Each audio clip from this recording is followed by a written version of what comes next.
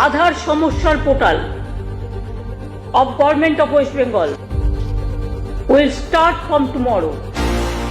যাদের card deactivate করেছে immediate তারা যেন আমাদের জানায়, কারণ তারা যাতে যে সুবিধাগুলো পাচ্ছিলেন কোনো সুবিধা থেকে তারা যাতে বঞ্চিত না হয়, তার নাগরিকত্বের অধিকার থেকে, তার গণতান্ত্রিক অধিকার থেকে, তার অর্থনৈতিক অধিকার থেকে, তার সামাজিক অধিকার থেকে, তার সাংস্কৃতিক অধিকার থেকে, সেটা দেখার কাজ হচ্ছে পশ্চিমবঙ্গ। মুখ্যমন্ত্রী মমতা বন্দ্যোপাধ্যায় যে আপডেট অবশ্য আপনাদের দিল, অবশ্যই কিন্তু ফলো করবেন। যে সমস্ত ব্যক্তির আধার কার্ড ডিঅ্যাক্টিভ হয়ে গেছে চিন্তার কোনো অবশ্যই কারণ নেই।